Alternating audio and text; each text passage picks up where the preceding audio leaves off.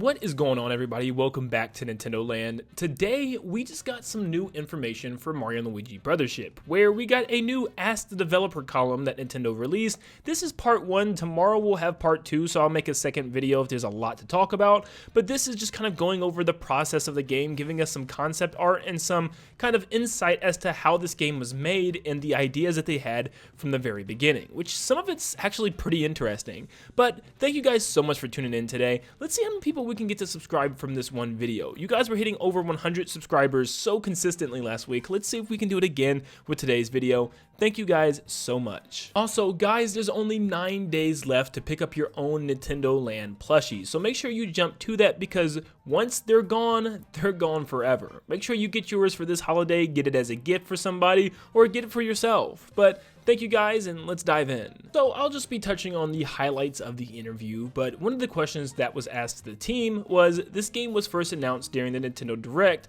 that aired in June of 2024.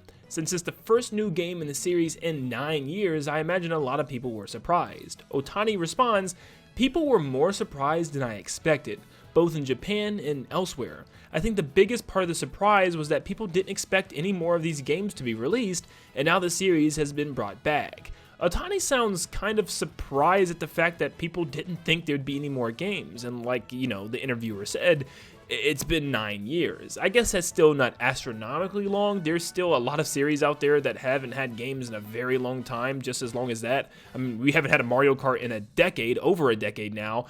So yeah, I mean, we know Mario Kart's not dead. In fact, it's one of the greatest selling franchises ever. But I think this situation was different, with them releasing 2 remakes of older Mario & Luigi games on a handheld DS console year after year, and then immediately the development team going bankrupt. It definitely didn't look good. So it's easy to see why other people and even myself got a little worried for the franchise. The interviewer then says, well, it has been a while since the last installment of the Mario & Luigi series was released after all. Otani stated, that's true. Of course, for a long time, we've been having a number of internal discussions about a new installment in the series following Mario & Luigi Paper Jam. We needed to aim for something new that would keep up with the hardware advancements while maintaining the appeal of the classic Mario & Luigi games.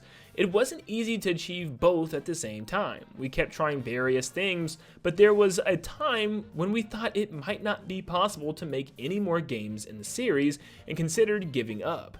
There was a lot of discussions, and eventually we decided to reach out to Acquire. After speaking a number of times with Oshani-san, I felt that Acquire might be able to realize our dream of making Mario & Luigi in 3D. So we agreed to start joint development. Of course, it was also important to keep that Mario & Luigi-like feeling, so we also had some former Alpha Dream staff members who were involved in the development of previous titles in the series join the project. Now this one's a little confusing to me, because on one hand he states that he was so shocked by the reaction of the public with this game being announced because of people not expecting it to come, and then also states, yeah, this actually wasn't going to happen at first, and at one point in time they thought about not making another Mario & Luigi game in the series. So which is it? Like, I mean, at that point, clearly it should be surprising then, because if at one point they were considering just being done with the franchise, that's literally what we all thought was happening. We thought Mario & Luigi was done because of Alpha Dream being bankrupt. So what? Of course we're surprised then. Yeah, that's a little strange, but it's also really sad to hear that at one point in time, we could have never seen this game actually happen. We could have actually just never seen another Mario & Luigi game, which would have been really sad. Next, Oshani speaks on a 3D approach of the game, stating, I was also thinking since the planning stage that 3D would be a good approach to take if we were going to make this game. There were also several reasons why I thought 2D would be difficult. I created games using pixel art characters in the No Heroes Allowed series, and from the experience with pixel art animation, I could see how great the pixel art animation was in past Mario & Luigi games, both from a technical and stylistic perspective. I didn't think it would be easy to make something on that level or even better, so I thought in that case, challenging ourselves to make Mario & Luigi in 3D would enable us to add lots of new and appealing elements into the game that weren't in previous ones. So at one point in time, maybe in early development, it looked like they were still maybe thinking about some type of pixel art style, which would make sense since they've worked on games like Octopath Traveler.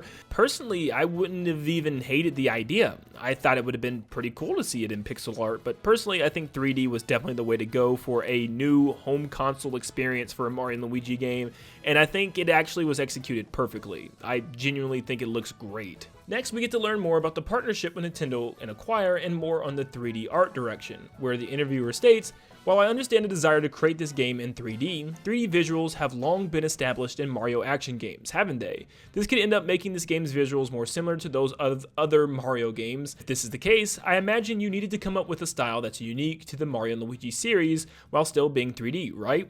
And Furuta states, "Precisely. Our challenge was to develop 3D visuals that would bring out the unique appeal of the Mario & Luigi series and differentiate it from other Mario games. I'm ashamed to say it, but we weren't conscious of that when development started, which led to us making a huge detour. And in our own research for a new Mario & Luigi style, at one point we ended up trying to present an edgier, more rugged Mario instead.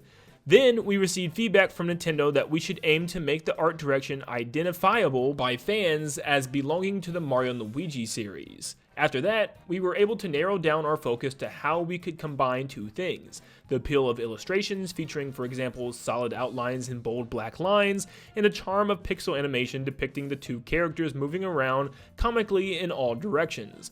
I think that's when we finally started to develop an art style that's unique to this game." We actually have some pictures of the concept art here, and like they said, yeah, they wanted to make Mario and Luigi more rugged. As you can see, their clothes are kind of beat up and have lots of scratch marks on them, and they definitely look like they just been through a lot. But yeah, Acquire is used to making more RPGs in this kind of tone, so this was different for them, and they wanted to kind of differentiate Mario and Luigi in this game and make them feel quite different, but Nintendo said, hold on, well, we gotta keep them still Mario and Luigi. The Mario one in particular is pretty interesting to me, how Mario actually has like a new outfit kind of in the second picture, where it looks like he's got some type of yellow raincoat on with some rubber rain boots. So I don't know what's going on there, but that's pretty interesting, and honestly, I don't hate these. I think these look pretty good, but you know Nintendo, they don't want to deviate too much from their original designs, and I don't think these would have made people not be familiar with Mario and Luigi or something. I don't know. I'd be kind of interested in seeing a game that's a little bit different for the bros like this. The interviewer then states, "These early concepts certainly do make Mario feel a bit different from the series so far." Otani responds, "From Nintendo's perspective, reviewing the character designs, they gave the impression of something different that just resembled Mario. So we called for a meeting to reassess the direction." So it sounds like Acquire was really hoping that this would get passed through, but it didn't. Furuta states, "During the meeting, Nintendo showed us a document describing what defines Mario and Luigi in the Mario and Luigi series. Although we enthusiastically pitched this rugged version of Mario, when I considered it from a player's perspective, I started to worry about whether it really represented the Mario that players would want to play. So when we got the clear direction from Nintendo, it made perfect sense to us. I think that's when we realized at the first time, this is what we should be aiming for this time in terms of a 3D visual style from Acquire, and we're able to reach the fundamental direction." Ohashi states, "We had a strong desire to experiment with new visual styles, but they articulated their version to us each time in a way that we found convincing." Otani states, "Yeah, it's like we'd unleashed Acquire into the wild, only to go chasing after them again," and everyone laughed. Otani states, "While we wanted Acquire to have their own unique styles, we also wanted them to preserve what defines Mario. I think it was a period when we were experimenting with how those two things could coexist." Ohashi states, "As mentioned earlier, Acquire has hardly ever created games with other companies' characters, so we didn't have an established process for this. This was truly a challenge we faced as we kicked off the development of this game. That said, we were able to course correct at the beginning of the development by communicating in the way we just described." Furuta then ends it stating, "On the artwork side, we struggled with how to embody the characteristics of Mario and Luigi in illustrations, and how to match the expressions of the original pixel graphics with 3D models. It's technically difficult to apply styles that were made possible with pixels to 3D, and we made a lot of challenging requests to the character modeling and 3D motion teams. Also, we were set on incorporating drawn outlines, which is one of the characteristics of the series artwork." And as you can see here, they showed off their animations and how they tried to base them off of the sprite work from the past games, and that they wanted them to be super expressive even though the game and the models of the characters are in 3D this time around. And honestly, they look great. There were so many little situations and instances where I was like, man, the way the characters stretch and bounce and their eyes pop out, it was very much animated. Even characters that weren't the main focus a lot of the times, like Bowser and even some of the NPCs, I really loved how they moved and reacted with each other, and I think they absolutely did a great job. Otani then mentions, when the announcement trailer was first released in the Nintendo Direct, I saw the excitement from fans that the Mario & Luigi series was back, and I think this reaction can be credited to Acquire's hard work. Not only were the 3D models brought closer to the style of the 2D illustrations, but the animations also closely mirrored the movements from the pixel graphics in past Mario & Luigi games. Furuta states, our 3D motion team studied the series' pixel graphics in a lot of detail to ensure its appeal would come through. They did a lot of research to depict the movements flawlessly from every angle, while preserving the silliness of the pixel graphics. They didn't just replicate the pixel graphics from previous games, they created a style of animation that's unique to the game but stays faithful to the Mario & Luigi series. When it came to Mario's running animation, we also used Super Mario Odyssey as a reference, studying the feel of the controls closely. The 3D motion and programming teams were constantly tending to the game and kept making adjustments. For example, making it feel more satisfying for players through things like the responsiveness with which Mario's body tilts when running around corners. So it's actually pretty cool that the Mario & Luigi team and Acquire actually borrowed from Super Mario Odyssey and the movements of that game. I mean, Mario's movements in that game were pretty much flawless. The way his animations moved and bounced and how smoothly he controlled when moving around areas, yeah, I completely see why. And that's exactly what they did in order to have precise movement for Mario & Luigi within this game. The interviewer then states, not only are Mario & Luigi rendered in 3D for this title, the world where their adventure is set also features original characters. Were there any challenges creating those characters in the world they live in? Furuta states, it wasn't exactly smooth sailing. Connie, an original character that appears in this game, was initially designed to look like a human. Afterwards, we settled on the motives of outlets and electric plugs, and the ideas of an outlet-like face and a plug design that looks like a hat fit right into that world.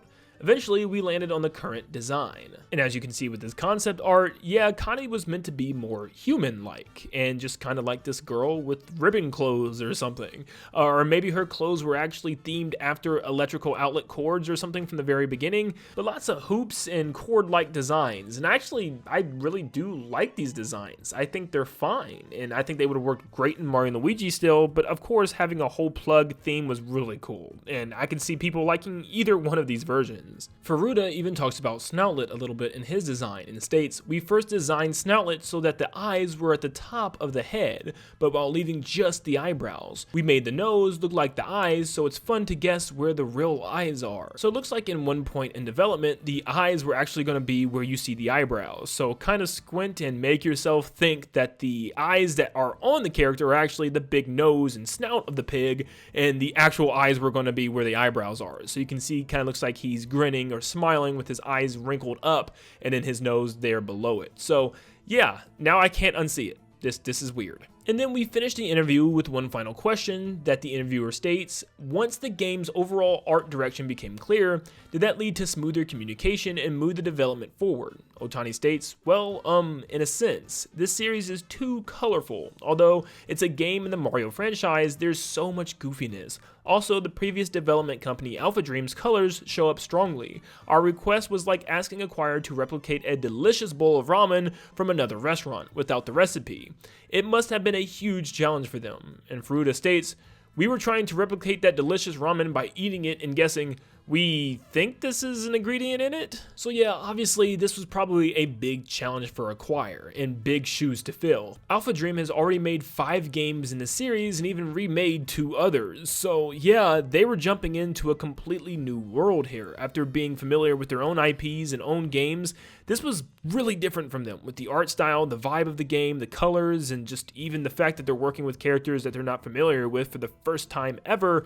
This was different, so I can understand where the challenge definitely took place here. But I think they handled it in a great way, and I think it still feels a lot like Mario & Luigi while also feeling like its own new thing as well. And they also talked a little bit about ship shape and the whole design with that. Not a lot to say, but it was pretty much a unanimously voted idea because one person brought it up and everybody in the room was like, yep, we need an island that's built like a ship as the main hub world, and yeah, it just works perfectly. There's nothing else to say there, but it's just a really cool concept. But like I stated, this is just part 1 of the developer interview. Part 2 actually releases tomorrow, so I will also cover that if there's a lot of new things and also new concept art to talk about. But let me know what you think about all this information. Does this surprise you at all that they were surprised that we were surprised of Mario & Luigi coming back? A lot of surprise. Yeah, that was confusing. But let me know your opinions on this, and thank you so much for tuning in. Make sure you leave a like and subscribe before you head out, and like always, I'll see you all on the next one. See ya, guys.